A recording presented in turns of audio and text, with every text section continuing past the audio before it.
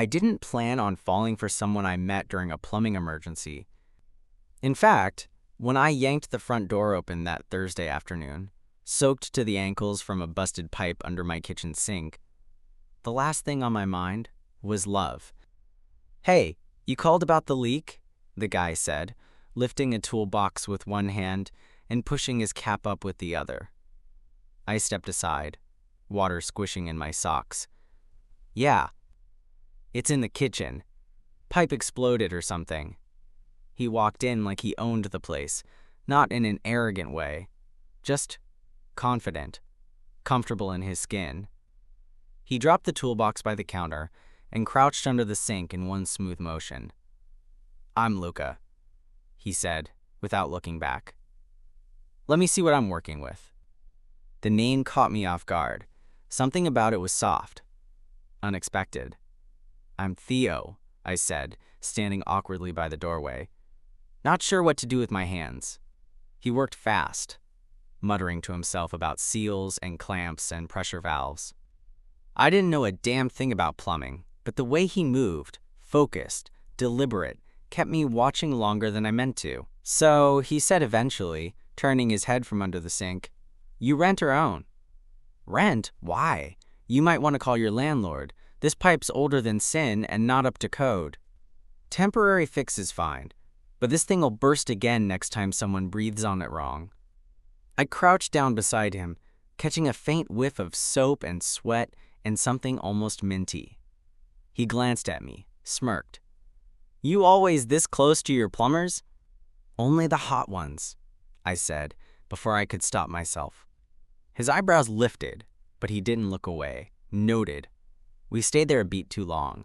Then he ducked back under and got to work. 40 minutes later, the leak was gone, the tools were packed, and I stood by the door, wallet in hand. "How much do I owe you?" he shrugged. "Company covers the labor."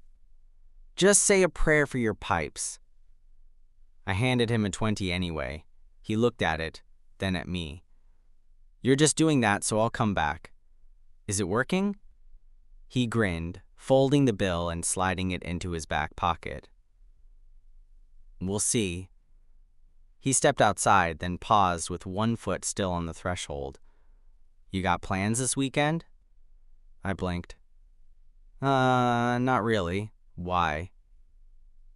He nodded slowly, like he was thinking it through. "If I text you, will you answer?" "I don't remember giving you my number."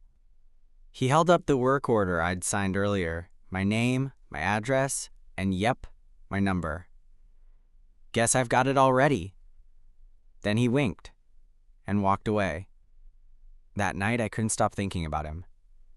The way he'd crouched under my sink like he belonged there. The way he hadn't flinched when I flirted. The way he smiled, not cocky, not awkward. Just open. My phone buzzed at 9:12 p.m. "Luca, hope your kitchen's not underwater. Luca, also, you free for coffee tomorrow?" I stared at the screen, heart racing in a way I hadn't felt in months, maybe years. I typed back, "Me, only if you promise not to fix anything." He replied in seconds, "Luca, depends on how broken you are." And just like that, I was in trouble. We met the next day at a coffee shop, 2 blocks from my apartment, the kind of place with mismatched furniture, too many succulents, and the faint scent of burnt espresso baked into the walls. I got there first, heart beating stupid fast, trying to look casual while checking the door every 15 seconds. Luca showed up wearing the same work boots and jeans, but he'd traded the company polo for a plain black tee that somehow made his arms look even more unfair. He spotted me immediately, gave that same easy grin, and slid into the seat across from me. "I was half expecting you to ghost," he said. "I was half expecting you to catfish." He laughed. "You always this charming?" "Only when someone floods my kitchen and then asks me out." We both smiled, and for a moment it felt less like a coffee date and more like slipping into a conversation we'd started months ago. We ordered drinks, black coffee for him, chai latte for me. "Don't judge," I said as he raised an eyebrow. "It has caffeine. Just didn't peg you for sweet and spicy. You don't know me." Not yet, he said, stirring his coffee. The conversation wandered. Work, music, growing up in the city. I learned Luca was 28, 1 year older than me. He dropped out of college, done a bunch of random jobs, and somehow ended up fixing pipes for a small family-run plumbing company he actually liked. It's honest work, he said, shrugging. People either hate seeing me or are too grateful to care. I wasn't either, I said. Oh, I know, he replied, smirking. You looked at me like I was about to wreck your whole afternoon. You kinda did. He leaned forward, eyes flicking over my face. You're smiling now, though. It wasn't a question. I didn't answer it. After coffee, we ended up walking. I don't even remember who suggested it. One of us said something like, "Want to keep going?" And the next thing I knew, we were wandering side streets, Luca pointing out weird architecture and shady alley murals I'd never noticed before. It was easy, comfortable, but also charged, like every laugh and brush of shoulders hinted at something we weren't naming yet. At one point, he asked, "You always single, or just recently?" "Recently," I said. He nodded like that made sense. "Bad breakup?" I hesitated. "Not bad, just dead." He gave me a look. "Like you killed them?"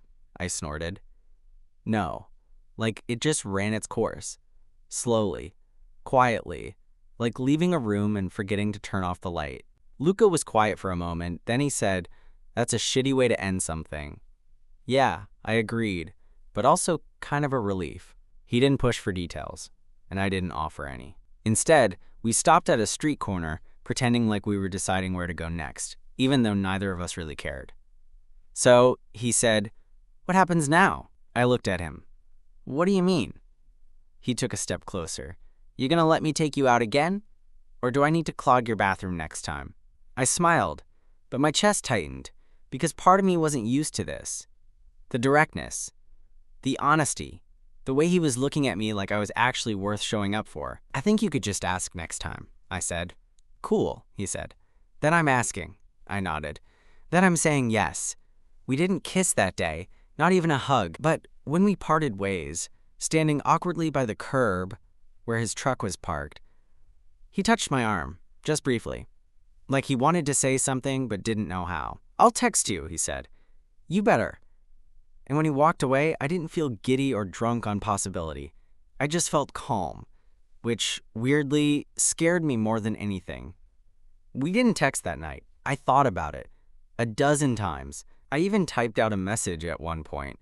Just something dumb, like, "Had a good time today," or "That coffee was better than expected." But I deleted it before hitting send. I didn't want to seem too eager. I didn't want to ruin whatever that quiet, natural thing between us was by rushing it. The next morning, I woke up to a photo. It was Luca, in his truck. One hand on the wheel, sunlight catching the side of his face, casting a golden line across his cheek. "Luca, tell me this isn't model lighting Luca. Also, yes, I'm thinking about you." I stared at it for a full minute, heart thudding harder than it had any right to. "Me, you're not wrong. Me. Also, yes, I'm thinking about you too." He didn't reply right away, but a few hours later, right as I was halfway through folding laundry I'd been putting off for 3 days, he called. "Hey," I said, trying to sound casual. "Hey," he said, voice a little rougher than usual. So I was thinking, uh-oh, he laughed. "Smart ass. I was thinking, you doing anything tomorrow?" "Just working." "Why?" "I'm off, and I kind of want to see you again. Maybe cook you dinner. I make a mean carbonara." "Are you trying to impress me?" "Obviously," he said. "Is it working?" "Hard to say until I taste it." "Then come over." And just like that, it was a plan. Luca lived in a duplex on the edge of town. Nothing fancy, but cozy in a way that felt lived in. Tools in the entryway, a record player in the corner, a beat-up couch that looked like it had survived a decade of naps and pizza nights. When I showed up, he was barefoot in the kitchen, sleeves rolled up, stirring something that smelled so good it made my stomach tighten. "You cook?" I asked, leaning in the doorway. He glanced back. "Barely, but I'm good at faking it." "That sounds like a red flag." He smirked. "Shut up and sit." We ate at the little kitchen table. Carbonara, garlic bread, A salad he admitted was just bagged greens tossed with olive oil. I didn't care. It was perfect. Halfway through dinner, he asked, "You always this quiet when you eat?" "I'm just enjoying the food." "No deep analysis?" "I'll save that for your bedroom." He choked on his wine. I grinned. He wiped his mouth with the back of his hand, laughing. "Jesus, Theo, I'm trying to keep it together here." "No promises," I said. After dinner, we migrated to the couch with a couple of beers. Some indie movie played in the background, neither of us really paying attention. I sat with my legs tucked under me. He stretched out, arm behind me, fingers lightly grazing the back of my neck. And for the first time since we met, the silence between us felt like something solid, like a bridge, not a gap. "You good?" he asked eventually. I nodded. "Yeah, this is nice." "Yeah," he said, a little quieter. "It is." And then, slowly, without any grand moment, he leaned in and kissed me. It wasn't fast, wasn't hard, just soft, intentional, like he wanted to see how I'd respond. I kissed him back. His lips were warm, a little chapped. His hand found my jaw, holding me there, like he wasn't ready to let go. When we finally pulled apart, he rested his forehead against mine and whispered, "Been wanting to do that since I walked into your kitchen." "Glad you didn't then," I whispered back. "Why?" "Would have ruined the mystery." He smiled, eyes still closed. "There's no mystery. I like you. You like me. Everything else is noise." And I believed him. I didn't sleep over that night. It wasn't that I didn't want to. It's just something about the way Luca kissed me. Slow, deliberate, honest, made me want to take my time. Not because I was scared. Because I wanted to feel every part of it. We stood at his front door for a long time after I put my shoes back on. "You sure you don't want to stay?" he asked, voice low. I looked at him, lips still tingling. "If I stay, I won't want to leave. That's kind of the point," I smiled. "Let's just stretch this out. Make it last."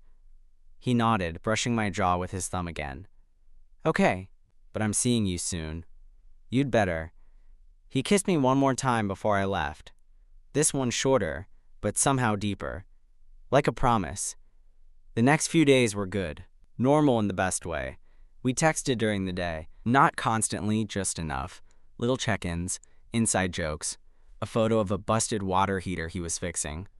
A blurry selfie I took while brushing my teeth. Then, on Wednesday, he called. "Friday," he said without saying hello. "I want to take you somewhere." "Where?" "It's a surprise. What should I wear?" "Comfortable shoes. And maybe a hoodie. Not that tight one you wore on our walk." "I won't survive it." I rolled my eyes. "It's a hoodie." "It's a weapon," he said. "I still think about it." I laughed. "Fine. Hoodie, shoes, mystery location. Got it." Friday couldn't come fast enough. He picked me up just before sunset. When I climbed into the passenger seat, he reached over and touched the back of my neck. Just a quick brush of fingers, like he couldn't help it. We drove with the windows down, music low, city slipping away behind us. After about 30 minutes, we pulled off onto a gravel road I'd never noticed before. "Where are we?" I asked. "You'll see." A short hike later, we were standing on a cliff overlooking the water, the kind of view you only see in postcards. Orange-pink sky, the ocean below, waves catching the last light. I turned to him. "You brought me here for the Instagram likes?" He chuckled. "Nah. I come here when I need to breathe." I looked at him. Really looked. This big, confident guy who fixed pipes and wore his sleeves tight, standing in front of a view like this, like he needed it, more than he wanted to impress me. "You bring a lot of dates here?" I asked. He shook his head. "Just you." Something about the way he said it made my chest ache. We sat on a rock, close but not touching, watching the sky shift. After a while he said, "Can I tell you something kind of dumb?" "Always. I don't date, like, ever. It's usually just sleepovers, fast and forgettable." I stayed quiet. But with you, it feels different. Like I want to take my time, actually get to know you. That sound crazy? I shook my head. No. It sounds like exactly what I want too. He let out a breath, like he'd been holding it all week. Then he reached for my hand. And just like that, we sat there as the sun went down, fingers laced, silence full of something real. That night changed something. It wasn't dramatic. No declarations. No wild kiss under the stars. Just stillness. The kind of calm that makes you realize how loud the rest of the world usually is. After the sun dipped below the horizon, Luca stood up and tugged my hand. Come on, I know a shortcut back. You sure it's not just a steep hill you're gonna push me down? He grinned. That depends. You scared of the dark? I wasn't. Not really. But walking beside him through that narrow path, surrounded by trees and silence and the occasional crunch of gravel underfoot, I was more aware of my body than ever. The closeness. The way our shoulders brushed. The way he occasionally reached back just to touch my wrist, like he needed to feel I was still there. When we got to his truck, we didn't get in right away. He leaned against the door, eyes on me.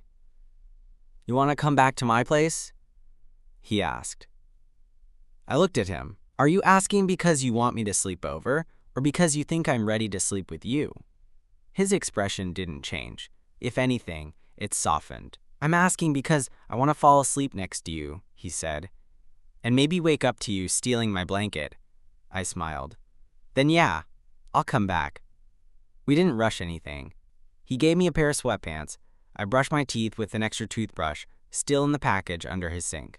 He made tea, even though it was already past midnight, and we sat cross-legged on his bed, trading sips. I like this, I said quietly. What? This space. You. The tea. He leaned in, his hand sliding up the back of my neck. You sure? Yeah. And that's when we kissed again. Longer this time. Unhurried. I could feel every part of it. The warmth of his breath, the slight roughness of his stubble, the way his thumb stayed pressed just below my ear like he was grounding himself. We didn't go further than that. Eventually, we crawled under the covers, and he pulled me into his chest like it was something we did every night. My back to him, his arm wrapped around me, our legs a tangled mess of soft cotton and skin. He whispered something I couldn't make out. Just a breath against my neck, and I fell asleep faster than I had in months. I woke up before him. Sunlight peeked through his bedroom window, cutting a clean line across the comforter. Luca was still asleep, mouth slightly open, hair a mess, hand still resting on my side like he was afraid I might disappear. I didn't move.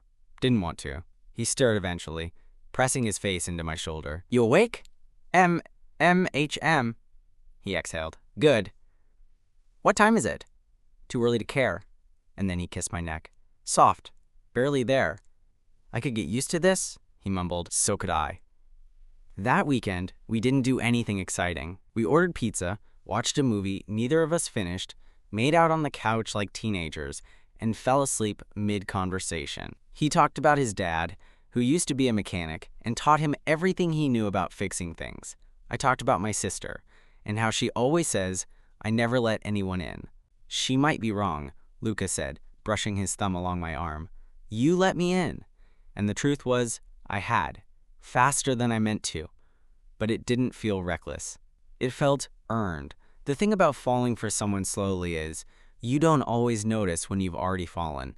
It crept up on me. Somewhere between the third night I stayed over and the way Luca kissed the side of my head when he thought I was asleep. Between the shared groceries, the stupid inside jokes, the quiet mornings brushing our teeth side by side, it stopped feeling like dating.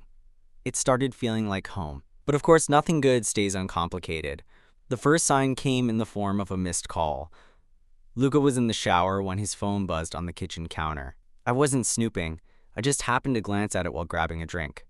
Alex, work, flashed across the screen. Didn't think much of it until it happened again. And again. Then, on a Tuesday night, while we were eating stir-fry in sweatpants, his phone buzzed again. Same name. This time, he ignored it completely. I tried to keep my voice neutral. You gonna get that? He didn't look up. It's just work stuff. You sure?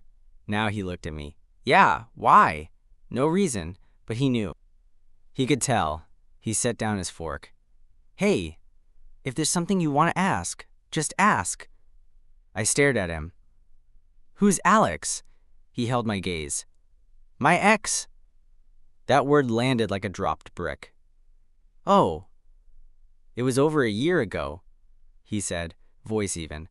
It ended messy. He still reaches out sometimes. I nodded slowly, letting the silence stretch. Not angry, just surprised. You could have told me. I should have, he admitted. I just didn't want to bring him into this. I looked at him. Into what? This, he said, motioning between us. Us. There was a long pause. I'm not mad, I said. You sure? Yeah. But if this is going to be real, we need to talk about stuff like this. Even the messy parts. He nodded. You're right. And just like that, the tension cracked open. He reached across the table, slid his hand over mine. I'm not hung up on him, he said softly. I don't want anyone else in my life right now but you. And I believed him. But the shadow of his past lingered just enough to make the room feel colder. A few days later, he invited me to a friend's birthday dinner. You don't have to come, he said almost too casually. They're loud, drunk, mostly straight. I raised an eyebrow. And you want to bring your new boyfriend? He blinked. Sorry, I added quickly. Too soon? No, he said, smiling now. I just hadn't said it out loud yet. That night, he introduced me as his boyfriend, said it without flinching, without checking to see how I'd react, and that mattered more than I expected. His friends were great, actually. Loud, sure. Messy, definitely. But also warm, welcoming. They didn't treat me like some stranger Luca dragged along. They made space for me, asked questions, teased him when he got all handsy after 2 beers. One of them, Devin, I think, pulled me aside at one point. You're good for him, he said. I smiled. Thanks. I mean it. He's different when he talks about you, calmer. And I felt that in my chest. Because that's how I felt too. Different. Calmer. Safer. We went home that night, a little drunk, a little tired, and a little more solid. He tugged me into bed without saying much, wrapped around me like he couldn't stand the idea of space between us. And before I drifted off, I heard him say, I'm really glad you walked into your flooded kitchen that day. I smiled into the dark. Me too. The thing about being happy is, sometimes, it sneaks up on you. Not in a fireworks and movie montage kind of way. More like the quiet realization that your mornings have changed, that the space beside you is no longer empty, that someone's toothbrush sits next to yours and it doesn't feel intrusive. It feels right. It was a Saturday when I realized I loved him. He was sprawled across my couch in boxers and a hoodie, trying to fix the zipper on one of my old jackets, like it was a personal mission. His hair was a mess, he hadn't shaved in a few days, and he was swearing under his breath while holding pliers in one hand and a piece of thread in the other. And I just stood there watching him, completely gone. I didn't say anything, didn't need to. But later that night, as we were lying in bed, he looked at me and said, You've been staring at me weird all day. I have not. You definitely have. What's up? I hesitated, heart suddenly in my throat. I think I'm in love with you. He went still, then turned toward me. You think? I laughed, a little breathless. No, I know. I just didn't want to freak you out. You didn't. He didn't say anything right away, and for a split second, I panicked. But then he leaned in, kissed me soft and slow, and whispered, I love you too. After that, things didn't get perfect. But they got real. We had our first real fight a week later. Something stupid about plans and miscommunication. Raised voices. Some space. apologies, and then make up closeness that felt less like lust and more like reconnection. He met my sister. She liked him more than me, I think. They bonded over their shared love of fixing things and teasing me. At one point, she pulled me aside and said, "Don't screw this up." I didn't plan to. A few months later, I gave him a drawer. Then, half my closet. Then, slowly, without a formal conversation, he just moved in. We still had our space. He still went out with his friends sometimes. I still needed quiet mornings and time to myself. But now there was always a second coffee cup next to mine. A laugh from the bathroom, a hand reaching for mine under the table. We built something, not out of grand gestures, but out of late-night walks, shared groceries, kisses on tired foreheads, and the kind of conversations that happen in the dark, half asleep, when your guard is down and your heart is wide open. One night, about a year after we met, I walked into the kitchen and saw him standing barefoot, stirring something on the stove, music playing low in the background. He looked up and smiled, and I realized this was it. This was the life I didn't know I was building the day he knocked on my door with a wrench in hand and a smirk that made my stomach flip. "I still think about that day," I said, walking up behind him. He raised an eyebrow. "The plumbing emergency?" "Yeah," I said, slipping my arms around his waist. "Best flood I ever had," he laughed. "I ever tell you I almost didn't take that job? Dispatch called last minute and I was about to say no." "Seriously?" He nodded. "Glad I didn't." "Me too." He leaned back into me, and for a long moment we just stood there, wrapped in the smell of garlic and the sound of quiet music, with the rest of the world paused around us.